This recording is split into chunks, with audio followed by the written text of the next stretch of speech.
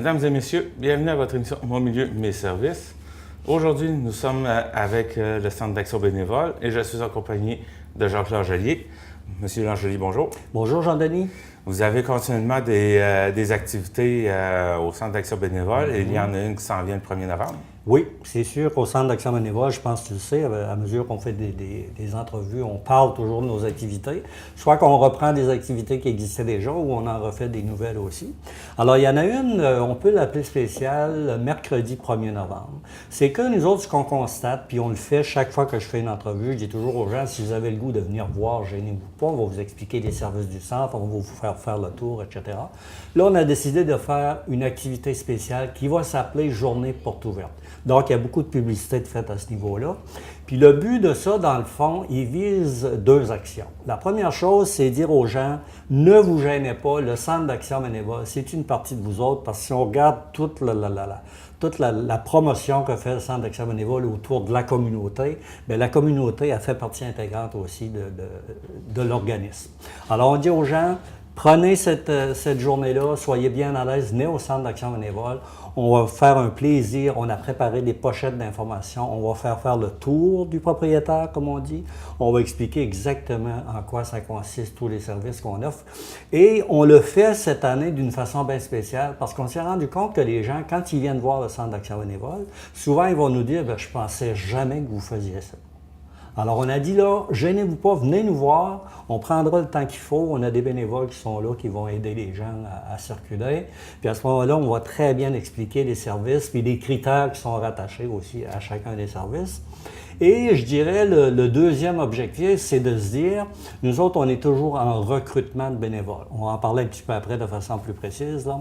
On est toujours en recrutement de bénévoles. Alors, on s'est dit, si on explique aux gens ce en quoi consistent les services du Centre d'action bénévole, peut-être qu'on va réussir à rattacher leur intérêt face à l'action bénévole.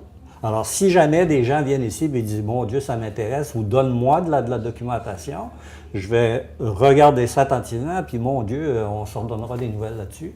Alors, ça vise à faire connaître et à susciter un intérêt aussi pour l'action bénévole en général. Et possiblement pour amener plus de monde aussi. Oui, parce que les bénévoles au centre, jamais on va dire on est correct dans les bénévoles, on rend les services, on est confortable, jamais. Jusqu'à maintenant, tout va très bien, ça roule bien, mais on est toujours en recrutement de bénévoles. Cette journée porte ouverte-là, c'est quoi les heures? Les heures, c'est de 13h à 15h30. On va commencer par un bloc. On devait faire une journée, après ça, on a dit on va faire un après-midi. Puis cet après-midi-là, on a des journées portes ouvertes ici, nous autres, pour le comptoir vestimentaire, mais c'est vraiment à part. Donc le mercredi, les gens qui vont arrêter ici, c'est parce qu'ils vont dire je vais aux portes ouvertes, je vais m'informer en quoi consiste le Centre d'action bénévole. Donc c'est de 13h à 15h30. Il y a des petites surprises aussi qu'on ne dira pas nécessairement, mais en venant ici, on n'est pas perdant. Il y a une autre activité aussi qui est en cours avec Centraide. Oui. L'activité Centraide, c'est sûr que ça fait des années, Jean-Denis, qu'on participe comme organisme.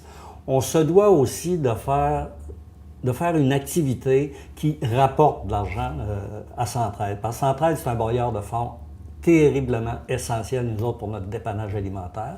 Alors, ça veut dire que ce qu'on fait, on fait notre part. Alors, les 6 organismes participants, je vais les nommer parce que j'ai peur d'en oublier. C'est les 6 mêmes, dans le fond, que depuis de nombreuses années. Là. SORG Fin, le Centre pour les personnes handicapées La Joie de Vivre, le Centre Émilie-Gamelin, la Maison de la Famille, le Centre Alpha, Répi-Paba, qui est le Centre d'action bénévole. Cette année, il y a un petit peu de nouveau. Dans le sens qu'il y a des gens, on avait vendu de la pizza pendant des années. Pour des raisons particulières, on a arrêté la pizza, on a décidé de vendre des pots de confiture. Et il y a des organismes qui se sont rendus compte que c'était plus difficile pour eux autres de vendre des pots de confiture. Alors, il y a des gens cette année, en fait, il y a le Centre d'action bénévole, puis il y a le Centre Alpha, la Maison de la Famille, le Centre Alpha, qui ont décidé de continuer avec les confitures. Pourquoi? Parce que nous, avec les confitures, ça va très bien. Pour les autres organismes dont j'ai fait mention, bien à ce moment-là, je n'ai pas besoin de donner de renseignements précis là-dessus. Ces organismes-là sont connus, très impliqués dans leur milieu.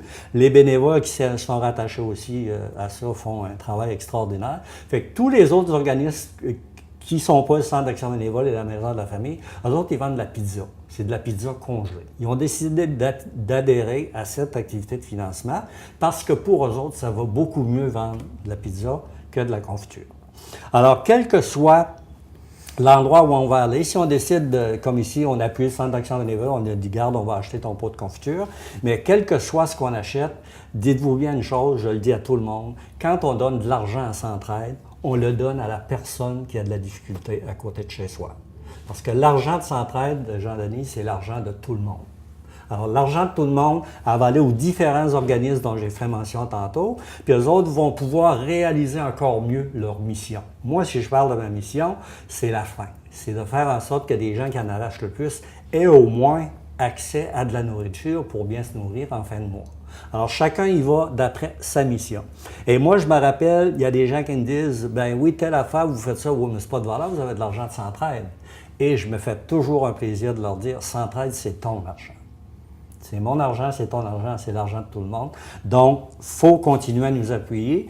Puis cette année, je dirais pas, je vous supplie de nous appuyer. Ça fait des années, on ne les compte plus, que les gens nous appuient à tous les ans. Alors, chapeau à la MRC Rocher-Percé. Je vais parler de ma paroisse, la MRC Rocher-Percé, des gens d'une extrême générosité et très fidèles également. Et les pots de confiture, on peut se les procurer où? Les pots de confiture, il y a le Centre Alpha Rocher-Percé à leur organisme. Puis, de toute façon, si quelqu'un veut renseigner, il a juste à appeler au Centre d'action bénévole. Moi, je vais me faire un devoir de le référer à l'endroit exact avec la personne. Puis, au Centre d'action bénévole, bien, les pots de confiture sont ici. Puis, on les vend. Les gens passent, puis ça se vend très, très, très bien. Oh, à quel coût? À 10 je dis toujours, moi, quand je vends mes pots, je dis, est-ce que tu peux m'acheter encore mon petit pot de confiture? Parce que c'est sûr, si je vais à l'épicerie acheter ce petit pot de confiture-là, c'est pas qu'il va me coûter 5 $. Mais c'est un don, c'est une contribution pour la meilleure qualité de vie des gens. Donc, je le paye 10 $. Je sais que je vais le payer moins cher à l'épicerie, mais c'est un don pour faire en sorte que la qualité de vie de nombreuses personnes soit améliorée. Puis, vous parliez tantôt du recrutement de bénévoles. Oui. Le recrutement de bénévoles, comme je te dis, c'est quotidien. Il y a deux choses, d'abord, je veux dire, parce que souvent, le bénévole qui vient ici, il a entendu parler des services qui sont le plus demandés. Bon, on a de l'accompagnement médical, on a la livraison des repas de la popote roulante, des visites amicales. C'est pas mal le gros, ça tourne, règle générale, majoritairement. Mais il y a aussi d'autres services aussi. Puis quand les gens viennent nous voir ici, ce que je veux qu'ils sachent, ils le savent, mais je veux qu'ils le sachent encore, c'est quand ils viennent ici, c'est vraiment là, la grande liberté. Donc, ils vont choisir le choix de leur action et ils vont choisir le temps qu'ils veulent mettre là-dedans. Alors ici, c'est une grande liberté. Tu fais rien ici comme action bénévole si tu n'es pas bien là-dedans. Il fut un temps, un bon bout de temps de ça, où on associait sacrifice à action bénévole. Garde, fais un sacrifice pour ceux qui en arrachent. Aujourd'hui, on ne travaille plus avec ce principe-là. On travaille avec la joie de réaliser une action bénévole. Tu te lèves le matin, tu sais que tu vas faire la livraison des repas de la popote roulante, tu sais que tu vas aller visiter une personne qui, autrement, n'aurait pas beaucoup de visites. Il faut que tu sois heureux.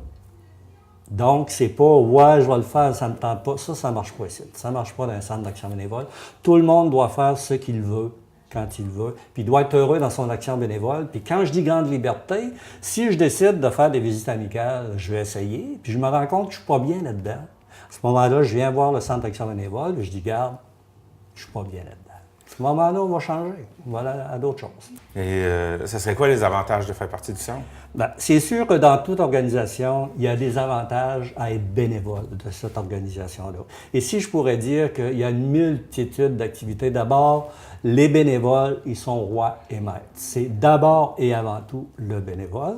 Et le bénévole, lui, il va bénéficier de beaucoup de choses durant l'année. Il y a des journées de formation, il y a des activités récréatives, il y a des marches santé, on va jouer au quai, il y a la semaine de l'action bénévole, il y a un petit journal particulier qui les tient au courant de pas mal de choses.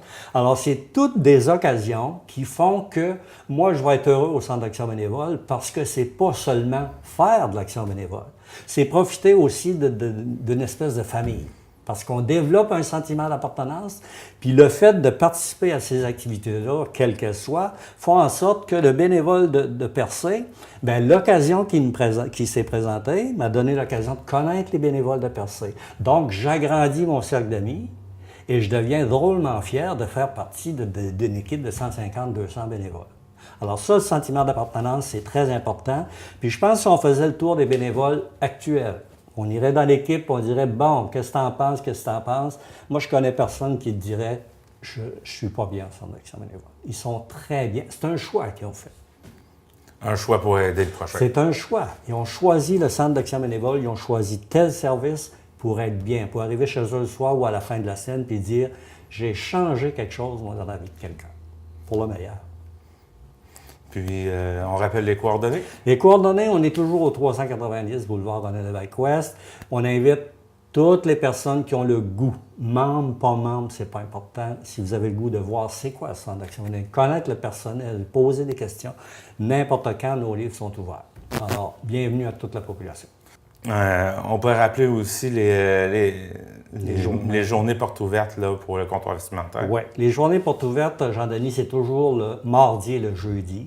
C'est sûr que nous autres, on va garder le lundi, mercredi et vendredi pour des gens à faible revenu qui ont besoin d'un rendez-vous, mais confidentiel. C'est un choix qu'ils font, puis on respecte ce choix-là. Quant au mardi et au jeudi, ça, c'est des journées qu'on appelle portes ouvertes pour toute la population. Ça veut dire que les gens viennent acheter des vêtements à l'unité. Nous autres, on est en besoin de financement constamment. Alors, ces gens-là viennent acheter du linge. Puis les argents qui sont recueillis là-dedans, bien, ça sert à retourner dans les services. Ce qui fait que peut-être que j'ai du monde en propatoulant qui sont en attente ou un accompagnement médical que je peux difficilement faire parce que je n'ai pas les budgets pour ça. À ce moment-là, on remet l'argent dans les services et ça permet de garder la personne dans les services et d'en rajouter d'autres. C'est ça qui est important au niveau du comptoir vestimentaire. Monsieur Langelier, merci de m'avoir reçu. Merci Jean-Denis, à la prochaine. À la prochaine.